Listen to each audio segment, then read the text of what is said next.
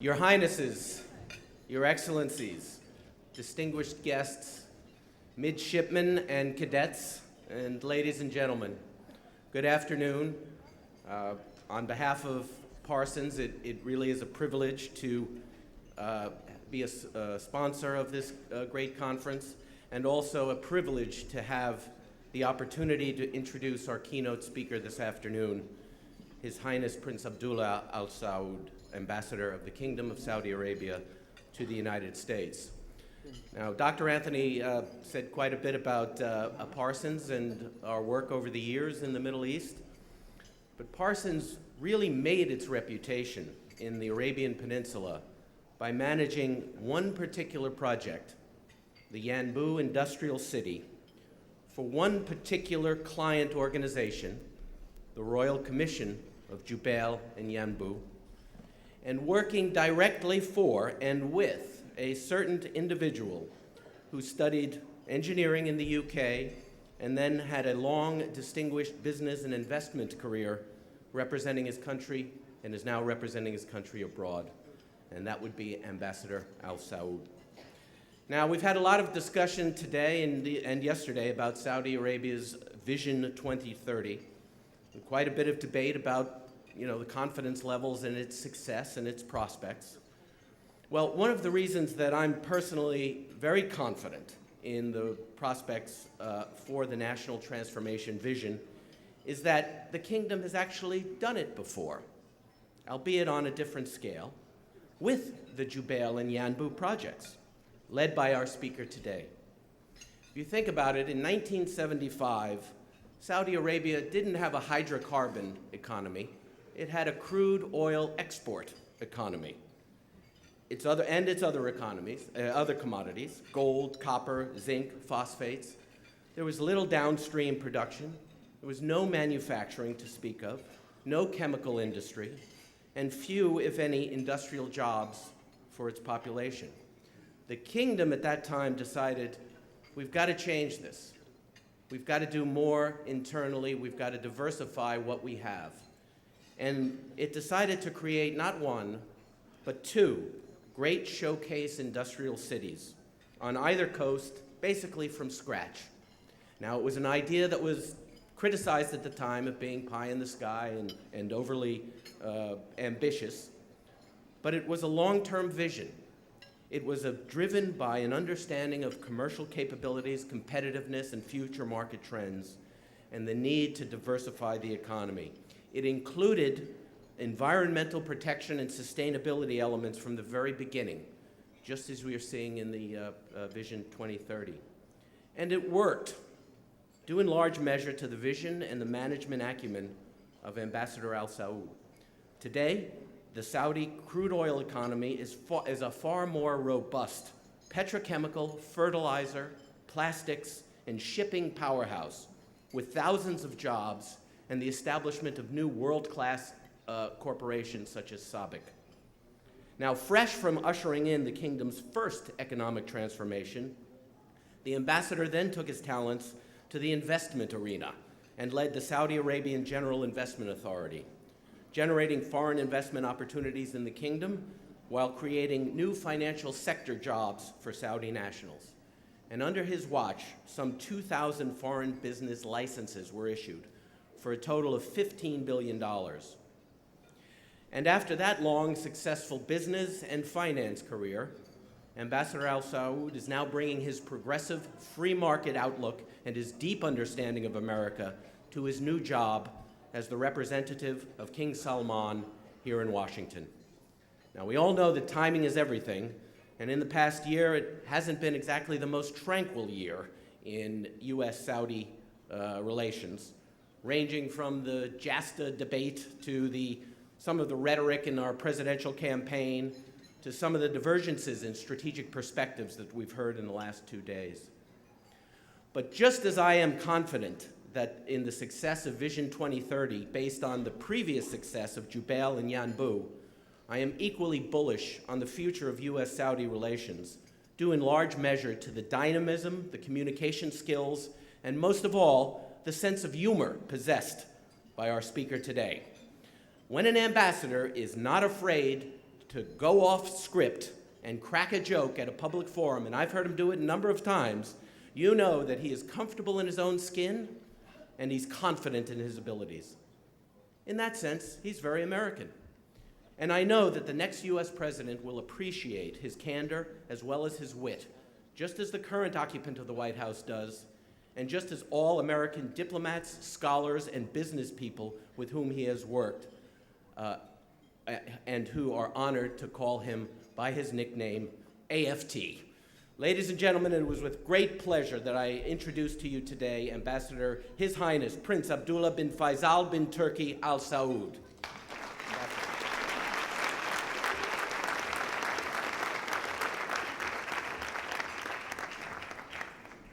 Good afternoon.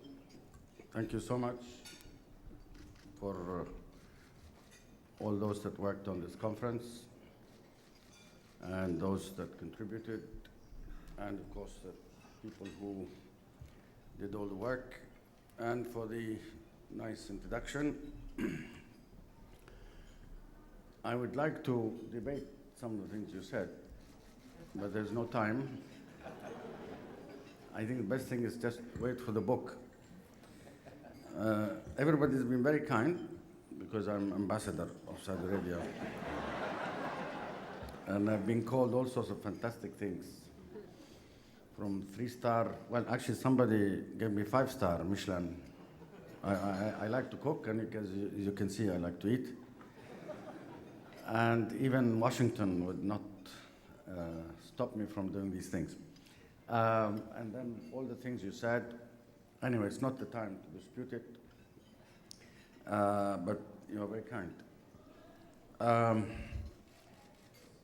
In the rush to accommodate all requests to attend and all the great things they've done, the organizers never told me what they wanted me to speak about.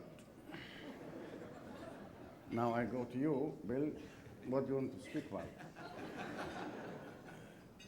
The history of balsamic vinegar? Or the best rice for the Saudi dish, kabsa? I can speak about these for hours. As for Saudi-American relations, Arab-American relations, I mean, I'm only the ambassador. How can I talk about these things? And I'm still learning. It's been a very steep learning curve. My background was economic development, not even finance or investment. I was in the policy game, and I failed tremendously at SAGIA to make a big impact on the Saudi public sector management. And now the 2030 vision is the one where I hope a lot of great achievements internally, economically, socially, and in the long run politically will ride on it.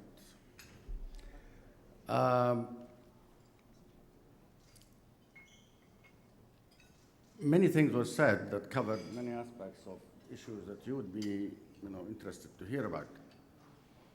The ambassador cannot have an opinion, so all the subjects were covered, and I heard Prince Turki didn't leave anything to be discussed. He explained so many aspects, historical. John, of course, with his professorial tendencies, is so great in explaining a lot of background. So there is really very little. What I will do is maybe tell you very quickly the story of, since I came here, I presented my credentials about, I think, 8 months ago, end of January. Before, I wasn't not really very close. Interacting with Saudi-American relations started with these people and others, the Arab-American organizations back in the 70s. Actually, the one that got me hooked on this for a little while, but I didn't have a problem going cold turkey, was the great Fred Dutton, who used to be general counsel to Aramco, SABEC, the embassy, and almost everybody. And he grabbed me once when I was visiting here in 1978, and said, you must go with me to the Congress. I thought actually it was for a tour, So I went because he wanted to get any Saudi to go with him. And suddenly I found myself sitting. I thought it was like in Saudi Arabia. You turn up and you knock a door and you go in and any official will sit and have coffee. And then I sat with a congressman. And Fred was trying to get Saudis to get used to the American political process. You go to the Congress. In those days, we wanted some weapons. Later on, 79, 80, 81. So I was fascinated. Then I came across, again, I was invited by almost mistake to some big convention with Arab organizations, and everybody looks at our titles, and suddenly you push, and you don't know, you become a keynote speaker, and you get on the podium and start trying to come up with something, sensible, without saying anything, because I didn't have, so I used to say all generalities. Then many of us, officials and others, and King Fahad, and felt that Arab American organizations should be supported here because of the issues.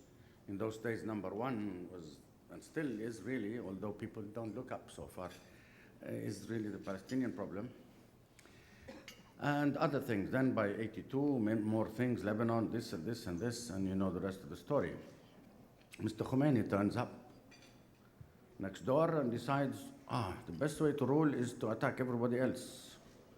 In those days, I think we were mini Satan, maybe medium to small Satan, and the United States was number one. Then the problems start, and sea threats, this, there, and this. But I basically was interested in these things for a while. Since I retired from public service, 12 years ago, I wasn't really in touch with things. And then suddenly, I saw big attacks in the media on Saudi Arabia, a little bit, maybe about a year ago. And then when my nomination happened, I decided to follow political things. So I watched the news more. I changed my TV.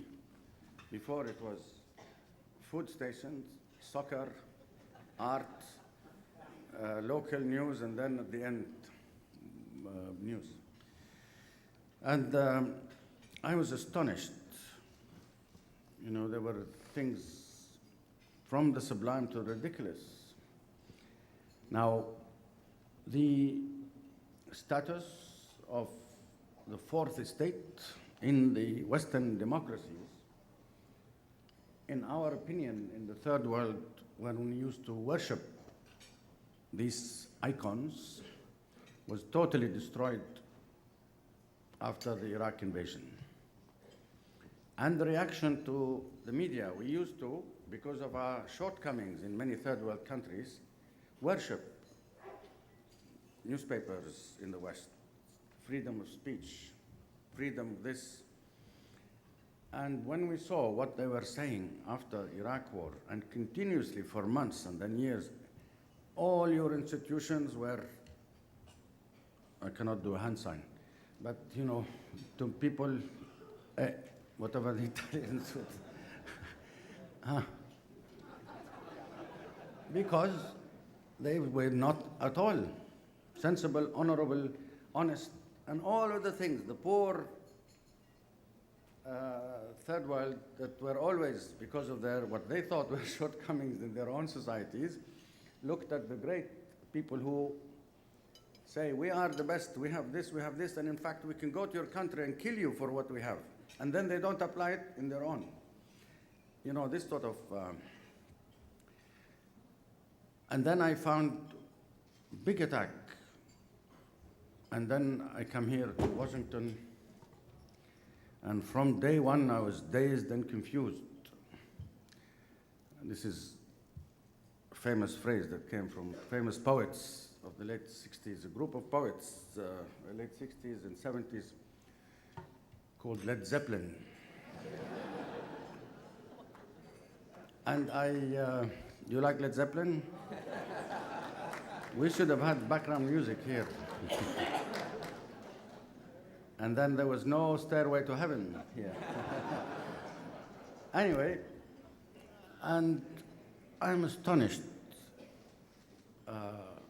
And I look at things. Of course, what people don't realize until they work with things is actually Washington changed. The issues changed. The basics for Saudi foreign policy did not change. The Saudis has been more proactive because the issues, the market, the demand, the places have been a lot more vibrant and real time, and lots of things were happening. People tend to like to compare administrations, personalities, and this is totally wrong. You compare what is there in the field. We look at what we have in the Middle East. What happened to the Middle East? If I try to speak about what's happening now, 20 years ago, people would have said, there's no room for more disease in the Middle East. There's no room for more space to stab, to do. There's no more room for this and this and that. And all this actually happened. And it is very sad. Now, there's a lot of rubbish on the internet. There has always been. Because people are far away and they have nothing to do, I think, all day. And or they are pushing things, and they have their own programs. It's just the people who take them seriously. So when I wasn't at all tweeting the tweets or listening, or some people send me things. And it really looked very depressing. Final meeting with our head of state about my nomination, after they took the handcuffs off, was when he sat down with the princes and the ministers, and he said, Alhamdulillah, relations are good. Inshallah, it will get better. And I'm sure many of you know the meaning. Inshallah means God willing. And I remember an Englishman who dealt with Arab Gulf students a long time ago. When people communicated with him, he said, Inshallah, he said, okay, Inshallah yes or Inshallah no. Anyway, the king said relations are good. And then I had the fortune of actually coming with him before I was accepted by the United States as a member of the delegation. And then we worked within the foreign ministry and other departmental work here. And many people were exaggerating some issues, some problems. The style we have now in the upper government is for the reason of what is required, not because of, personality quirks or this person or that person. Of course, personal style matters. And don't tell me it doesn't happen in democracies. But it is what was needed. In the older days, it was big issues that move slowly. And then corresponding what's happening on Earth, a lot of issues were coming. And what is more so now is that a lot of things are happening around Saudi Arabia. And Saudi Arabia are doing what I should say the market requires. Some Arabs or others might think that Saudi Arabia, just one day, the king at the time got upset with little Bashar al-Assad. Why did we get upset when he, of all people, had very special position for Syria for a long time? It's because he killed al-Hariri, Rafiq al-Hariri, and was doing things in Lebanon. It wasn't because the Saudis woke up and said, today I must find an enemy to make me feel better in my own, or find an enemy like other neighbors did for my own rule. And then it developed from there. Why we are upset about the fact that he's continuing. You know, it's very simple. He is bad because the Syrian people don't want him. At least 12 million who went out. And then it's difficult to make a deal while he's there. You go try to, historically, go back and see what some problems happened around the world where centers on the behavior or the action or the success of one person who did a lot of damage to humanity, killed a lot of people or started wars or whatever. You go and ask the victims, and you know, why not think about the Syrians also? We have to think that all of these things are going to, the aftermath will remain with us. We're going to be there. We're not flying, doing bombing or long distance, whatever the toys are now, and then forget about it, or find somebody to clear up policing or cleaning up or whatever. We have to live with all of this. When one official asked me, why are you hitting infrastructure? I said, we're not hitting infrastructure. We're not like the Israelis. Israelis, Hezbollah lob a missile, then they go and hit the bridge or a power station. We don't want to do that, and we have been and will be forever with the Yemen people, having to deal with issues, having to deal with problems. The same everywhere. What are the basic parameters of Saudi foreign policy? Protection of human lives, the peace of mind of those lives, and the economic well-being. People have to eat. They have to plan. People need all issues to do with the dignity of daily living. You cannot do that with what's happening. You cannot solve problems by concocting convenient peace agreements on nice loans. You cannot go from one meeting to another just thinking about that moment and the photo op and what are you going to do with the press? You know, instead of saying what are you going to do with the deaths of people or the timing or what should we do, the main obsession is what to do with the press now. Do we do a press conference or a press briefing? Yalla, let's do photo op this, yes, ready, and then go to another meeting. We have to all work very hard. Saudi Arabia has been one of the most consistent third world countries, and certainly Arab countries, in its relations with the outside. I'll tell you facts, you go check them, and I'm not going to elaborate. We had our best relations with well-established, well-respected democracies. We had problems with failed states, failed leaders, who some of you used to call the progressive Arab regimes. Progressive because of the title of the name they picked. Khomeini, by the way, picked Islamic Republic. The Saudis said Arabian, because this is what related. You don't use religion as a label to go. Like all this Islamic banking or this or that, it's not Saudi Arabia Islamic because the people are Islamic, because it has the, and you don't need to go and stick it on labels. We never used it, we never had the intention. Now with the United States, started purely business, then people to people through the oil activities and engineering activities, and students and education. Only much later, and in response to something, the strategic convergence of views happened.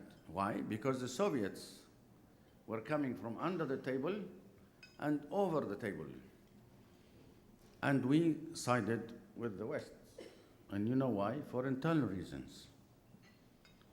the bulk of Saudi population now were in the middle, untouched by modernization, world activity for almost 1,000 years, because the Ottomans blocked.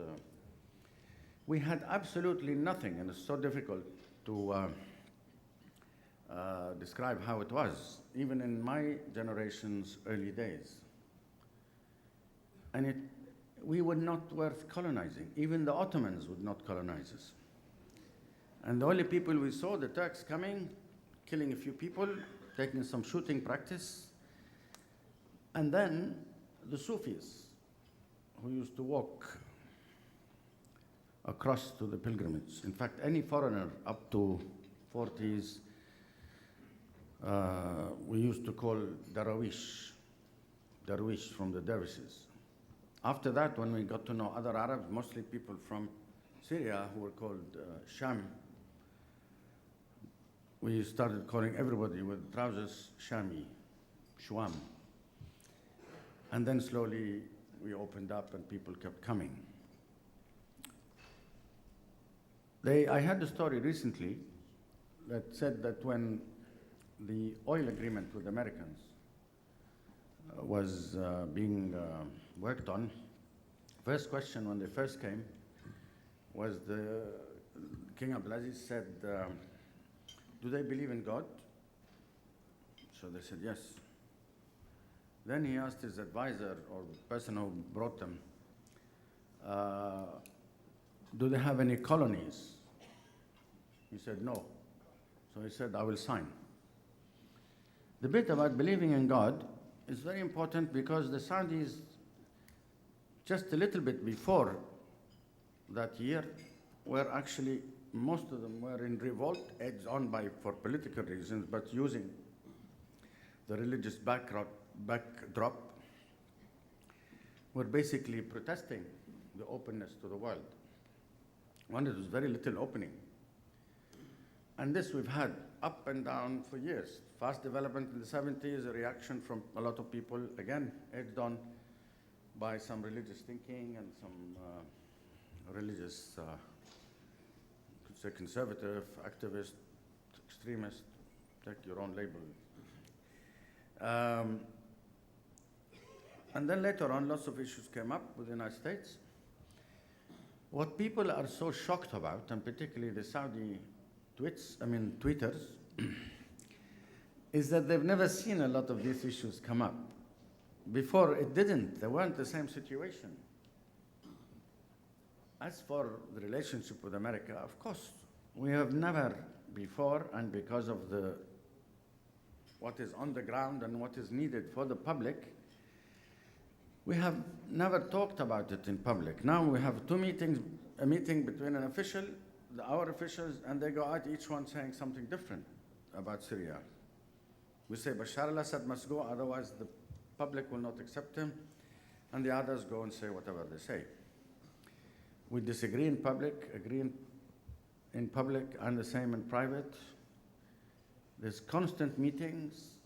I think once we probably heard that our foreign minister was speaking to Mr. Kerry 17 times in 5 days.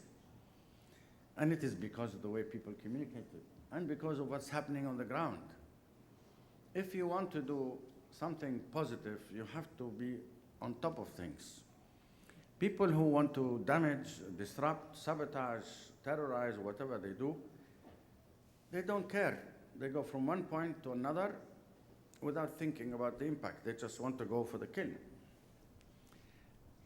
People who, and I hope we are having many who would be with us, who want to do good, they have to work very hard.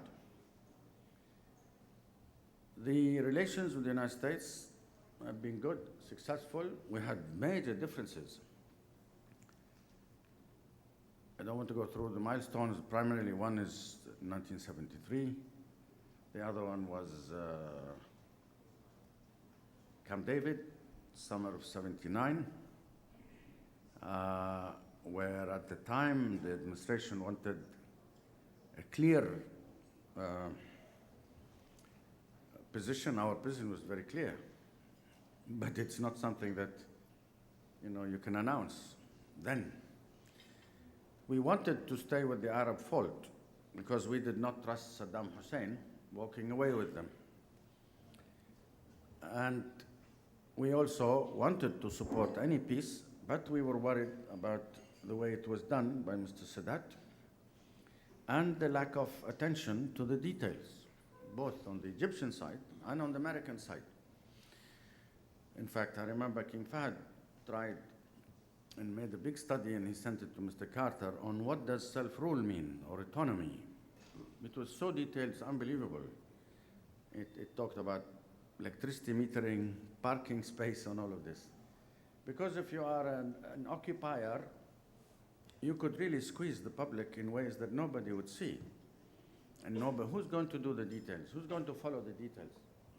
And the Palestinians were not consulted. So how can you talk about self-rule and autonomy if you don't know the little details? So we were caught, and there was very bad tension, very bad stress in the relationship. But the relationship is so diversified, so deep, historically, almost 9 decades, and it has been good for the world. Saudi Arabia has had a very major positive involvement in world organizations, in a lot of processes that took place in a lot of things in the Middle East. And just look at the ones we were friendly with. And look at what had been achieved in the United States. Saudi Arabia was one of the few countries that were at the forefront of fighting the Soviet threat, the Soviet empire, and had been very supportive of the United States. There were a lot of things in the past. As of now, there's so many things. Commerce, political work on a daily basis, counterterrorism in a big way, people to people. We probably have the largest community of Saudis in social relations, marriage, intermarriage, more than maybe most of the Arab countries we border, except maybe for Egypt and Kuwait. One of the major things that we notice with American corporations is that they move very fast in a country they know. And believe me, in Saudi Arabia, they knew Saudi Arabia very well. When in the 90s, there was some people in the administration who thought of this MENA straight line, Morocco to Jordan. The US government funded the administration of all these governments except 2, Algeria and Libya. They also had a good understanding with them. This is after 92.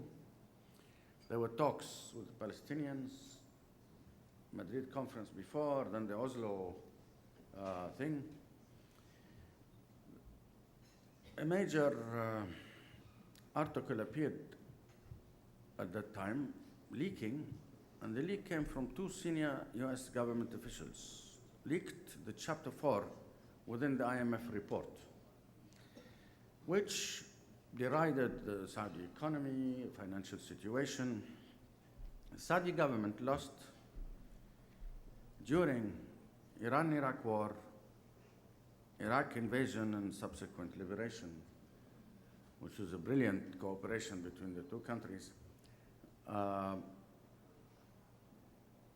Anything I really have heard from 190 billion to 230 billion. And it was very important, and the Saudis never thought about the cost because it would have been disastrous, because we thought Saddam Hussein was a political criminal who behaved in such a way that was totally unnecessary and who did not care. I mean, he could have drove down the highway from the Kuwait border to where I was working in Jubail. We could have bombed the hell out of his troops when he doesn't care if he lost 100,000 or whatever. And he could have caused damage, he could have caused damage to world economy, but lives mostly. And the way the Saudis responded to it, the way they prepared for it, the way they did it, was brilliant. Although there were even people here, and certainly in our part of the world, who were saying the Americans were going to occupy the Gulf. I don't know, any of you who remember those days, they said that the Americans were going to occupy the Gulf fix oil prices at 22, $2 per barrel for production cost, and $10 per barrel for the troops, American troops, and $10 for the host country. This caused many people believed it. We had all sorts of people in our country and the Gulf set up and start positioning themselves. There was a man who was under corruption trial who suddenly decided to call his organization, I think, the Human Rights something, and he was under corruption charges. And then suddenly, he thought of himself as a great leader, and because everybody thought the Americans would take the Gulf, so everybody was polishing themselves or taking positions. There was a religious preacher somewhere who thought, people will not get arrested if the Americans are there. Everybody thought, Anyway, we had very clear agreement with the United States, a lot more detailed than people think. The Saudis insisted on the alcohol and drug laws to apply, and the officers were so upset. And then I remember one logistics general in charge of logistics who came to us to thank all those that supported the coalition troops. And he said to me, "Thank God you agreed, you insisted on this, on Saudi laws." I said, "Why?" He said, "Because we had much less loss, or many less losses than for the same size over a 3-week period than a NATO exercise in Germany. We had a great experience with the American military, and I'm so happy to see a few. I also saw 1 or 2 Saudis and others from West Point, and I think from the Navy, and also some female officers. I was hoping they'd be Saudi. The Ministry of Defense hires civilian, but not yet military women. Anyway, what I'm trying to say is that the field is different, the issues are different, the speed of dealing them, but it is the same. Working with the United States on a number of issues based on a lot of factors, but based on the fact that the United States says they will do good, and hopefully they will be able to do a lot of good. And it is just hard work. I mean, hard work will get you there. And there is tremendous trust in each other. Some people like to label things with certain administrations, certain lines. But sorry, I spoke a bit too much, and I was hoping to get some questions and answers, but I think there are people coming. Did you get any questions? Anything interesting? Yes.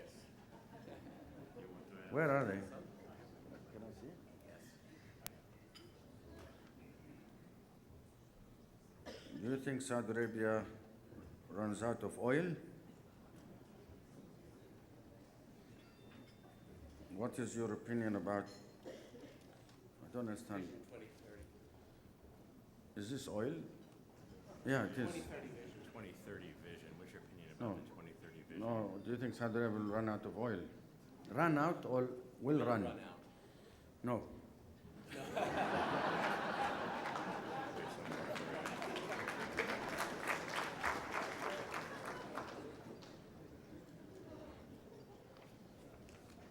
Missing with America and Saudi Arabia, Arab partners, understanding. I mean, of course, there's always misunderstanding. You meet somebody for sometimes who doesn't know the history or the background of, say, the Yemen issue. I met somebody, I should say somebody without actually anymore, because I don't want to criticize. I sit with him to talk about things, and he said, "What about the madrasas?" What? And I was thinking, of course, in my mind, I went to a madras source, being, I like food, so I was thinking, I thought he was talking about cooking. And then he's talking about madrasas, Taliban, Afghanistan, Pakistan. We built schools, mosques, libraries for Muslim minorities everywhere, like anybody who wants to do, and they lack schools and things, and they think it's the same as madrasas. We have nutcases, extremists and others, with us who terrorized it socio-religiously before, and we suffer from the same thing. And they think, just because you build a building, that you are Talibanish, or Pakistan intelligence who built the idea of a Taliban, the students going. So there is, yes, a lot of misunderstanding, but it needs servicing, a lot of hard work, media, public. Saudis and Arabs don't like to do this. I think it's, impolite. No. Why? I see Saudis and Arabs who are educated here. And I say, look, why don't you bring more journalists and more people to speak? No. So what? Let them say whatever. Unfortunately, we suffer in some markets, political markets. What more can US and Saudi Arabia do to respond to the crisis? Just have a good understanding and know who is doing what, and just think of a timetable very quickly. I'm sure the ambassador of Yemen explained much better than me. One thing about us, I can only see, if anybody attacks human lives and disturbs the border and whatever, for whatever reason, we're going to continue hitting them no matter what it takes. No matter what it takes, because you cannot live with this. We've seen it in other Arab countries. We've seen huge numbers coming to the States and the West because they procrastinated on two things. We will continue. We have righteousness, legitimacy, a lot of support, and anybody who wants to solve the Yemen problem should understand who is making all the problems. We will not at all allow anything to develop in the future like this, no matter what it takes. What do you think about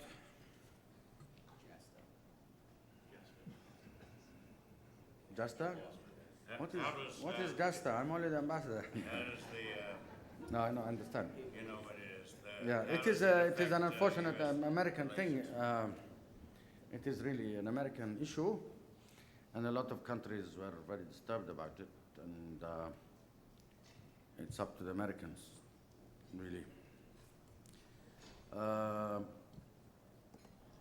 do you see the future relations between U.S.? Well, we'll continue working, and the basics are there. The ups and downs are short term.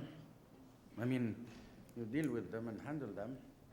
We've been through thick and thin, and actually it's never been as much involved as before, really, on Mabruk. We have a wedding ceremony today. Question to visit. What do you tell the Saudi Arabian people, or how do you tell them about the anti-Muslim hate speech by Donald Trump and others in the last year and a half? What can I tell them? I mean, they know about such situation. They follow things. In fact, some of them are better informed than I. You should see when I go home, people corner me, even our youngsters in our family and others, asking difficult questions where I don't even know the background to it. It is, I don't know, Americana. A feature of political life. We've seen this before, actually. I mean, I remember being asked and sent, actually, to people who were close to Reagan, Mr. President Reagan, who was in the elections in 1980, everybody used Saudi Arabia. You see, during this season, another thing, I imagined, why did somebody who, in fact, I've been trying to ask who, and who has been behind all these things, which you I imagine Saudi Arabia being taken, the name, you get a balloon, you put our name on it, and then I imagined all these machines under making hot air. Excuse the pun. No, it's not a pun. You know what I mean? A lot, and everybody's shooting at us. I think maybe here is the future of politics on TV, where if something becomes famous, everybody would want to use it. What is missing in America? Yeah, we talked about that. Anyway, I should really stop. I'm taking your time. I'm sorry. Mr. Ambassador, we can conclude on this. We've appreciated You your have one humor question? and your insight. You have one last one that you want to answer? I just want to say, Saudi Arabia has been a target for good and bad. Generally, the United States is fully understanding the importance of the relationship and the diversification, the subjects. I tell you, I can't have time to do anything here. So many things going on, and that is with me not covering a lot of the important things that I should be covering. I haven't done a lot of media. I haven't done a lot of things. This is, I think, one of the first major gatherings that I spoke. I spoke in one or two places. We can't keep up with the issues. I mean, when I see people, I cannot speak in general like this because the general audience. Because yesterday they had a meeting. This morning they had a phone. But one thing for sure, we in Saudi Arabia have the important location. We border 10 Arab countries, facing East Asia all the way to South Africa, facing Iran, Pakistan, Afghanistan, and India. We have the oil, holy places. We will always be a target. Anybody would want to start Saudi Arabia, good or bad. You want to bring something, you go to talk to Saudis, because the other important thing is the relationship with many of the nations in the Middle East.